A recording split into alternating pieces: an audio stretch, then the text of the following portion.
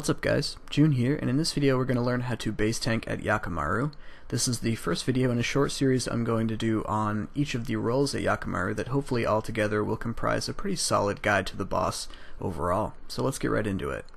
As usual, step 1 is gearing up, and for those of you who have watched my guide on base tanking at Beastmaster Durzag, you'll notice that the setup is almost identical for base tanking at Yakamaru. This can be done with any attack style, but like Beastmaster, Yakamaru has a mechanic that causes him to never actually miss any attacks, but attacks which would potentially miss on the player deal half as much damage as attacks that would potentially hit,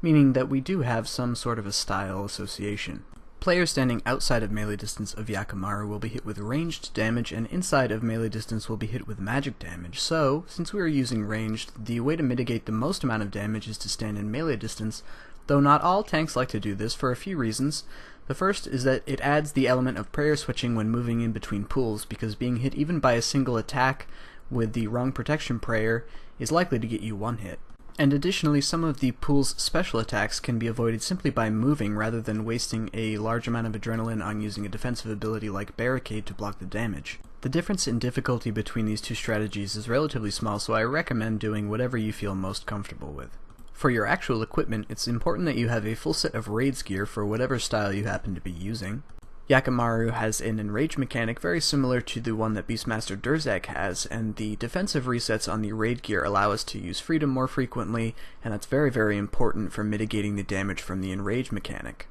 Unlike Beastmaster, however, your choice of shield is much less important. Although the combination of a spirit shield with the Penance aura definitely gives you a much more leisurely time base tanking,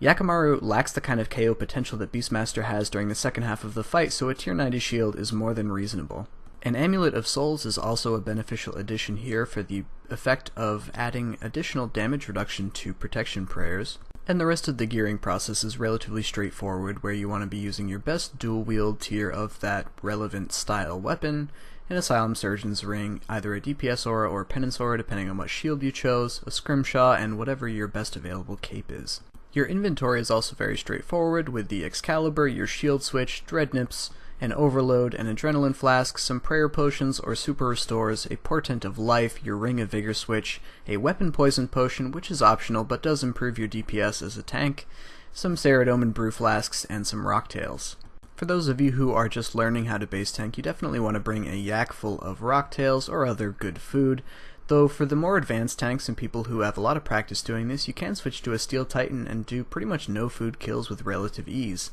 Lastly, there's a couple of things that you can do to contribute to your team's success depending on what style you chose to base tank as. If, for example, you're using magic, you can bring debuffs, and since you're likely to be the person who's contributing the least amount of DPS depending on everyone's skill levels on the team, you're the most beneficial person to be doing debuffs. If instead you decided to use ranged or melee, you can be on the Lunar Spellbook and use the spell Heal Other to heal your teammates anytime you use Barricade, and this is especially useful on inexperienced teams where people tend to consume a lot of food, especially if you're going with like Raid FC for example. This extra amount of effort can really push the unskilled teams to success. If however you're on a very skilled team or people that you're very well acquainted with and have a lot of experience doing raids, this is probably not worth doing. The next important thing to understand is Yakamaru's Enrage mechanic, and I have good news and bad news on that front. The good news is that unlike Beastmaster, there are no defensive resets at any of the Enrage stacks. However, the bad news is that each of the stacks applies a considerably higher increase in the overall damage that you'll take,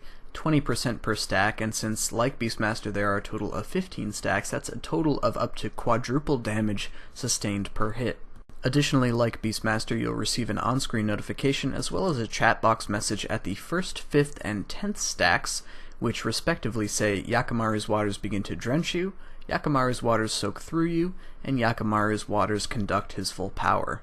Just like at Beastmaster, our strategy for dealing with this mechanic is by using Freedom, which removes half of the damage stacks that are currently applied to you rounded up. So for example, at 4 stacks you'll be set to 2 stacks, at 6 stacks you'll be set to 3 stacks, at 7 stacks you'll also be set to 3 stacks, etc.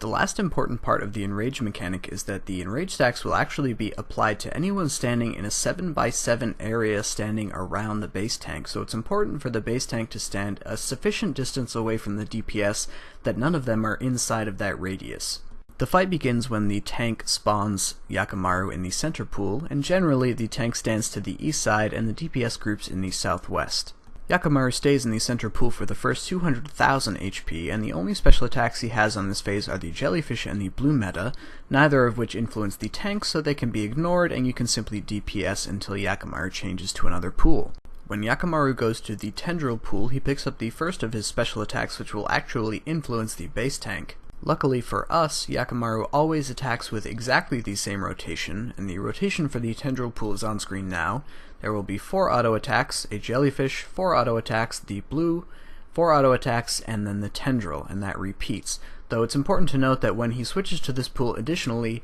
he starts this rotation at a random point in there, so it's not always easy to predict when the first special attack will happen unless you see either the Jellyfish or the Blue before it. When the Tendril special actually occurs, a spinning group of purple tentacles will appear by the base tank, and these hit 2000 typeless damage every tick, though this can be blocked by barricade, and the player is also able to move away from them, though they will be hit a couple of times before they actually move off the spot. Generally, your objective should be to count attacks and use either barricade or immortality to protect yourself from this special attack. One thing worth mentioning, although it's likely to be a very rare occurrence, is that at the same time these spinning tentacles come out, Yakamaru selects half the team that have dealt the highest overall amount of DPS specifically to the Tendril pool and chokes them. If the base tank is simultaneously affected by the choke and the spinning tendrils, the spinning tendril damage is automatically negated by the choke, although the choke also cancels defensive abilities. Aside from this, your only concern as base tank is to keep an eye out at 100,000 HP, because there's a small chance that the poison will actually spawn somewhere near the base tank and too far away from your poison tank to catch,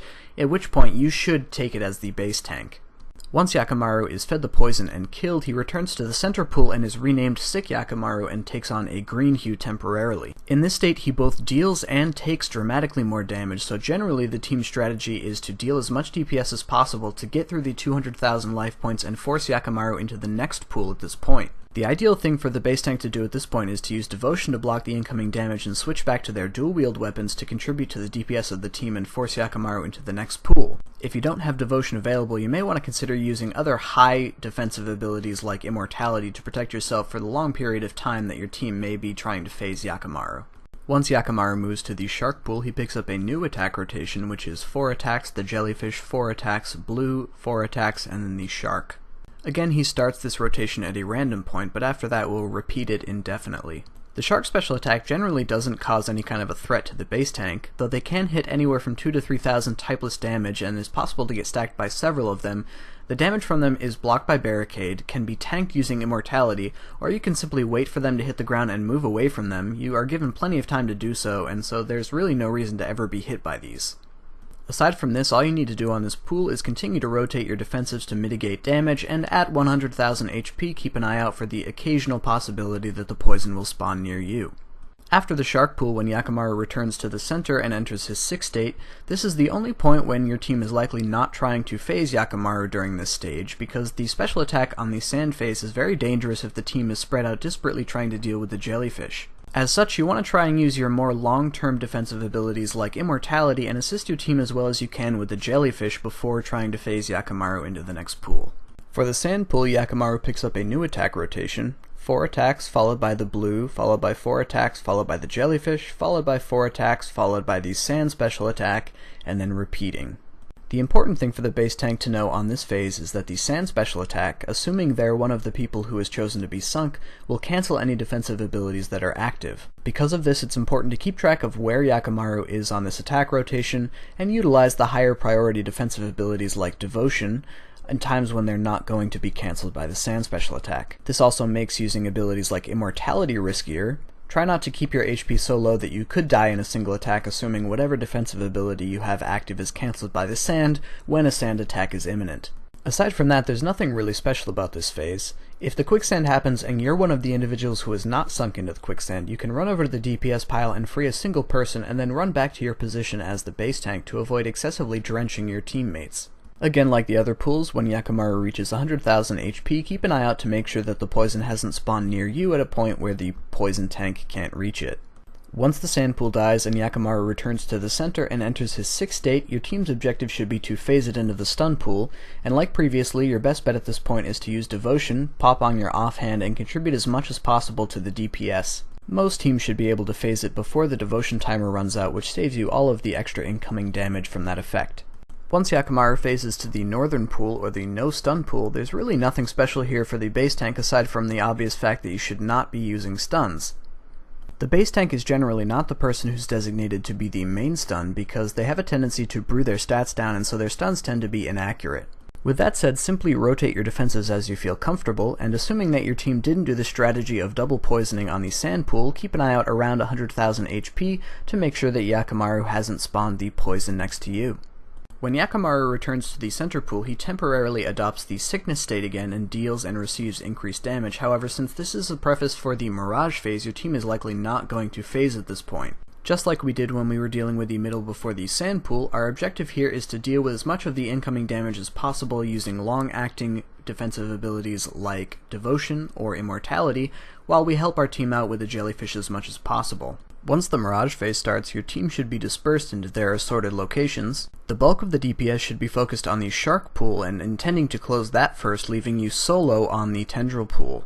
One of the reasons this is so beneficial is it ensures that the base tank is simultaneously targeted by the spinning part of the Tendril attack as well as is chosen for the DPS for choke. The choke will negate the damage from the spinning attack, though the choke damage itself actually grows over time, and because you're the only person on the pool, the amount of DPS required to free yourself from the choke is much more significant and requires considerably more time than when your entire team is focused on it. Luckily, Yakamaru ceases doing any kind of basic attacks while he's choking the player, so you can switch to your offhand weapon, out-eat the damage by using Bruise, and try and DPS yourself out of the choke. Furthermore, it should only take your team a few seconds to kill and close the Shark pool, at which point they'll turn their attention to the Tendril pool and kill and close that as well. From here, you and the rest of the DPS team will generally go to the sand pool and participate in killing and closing that, and the stun pool should already have been closed by a duo stun DPS at this point.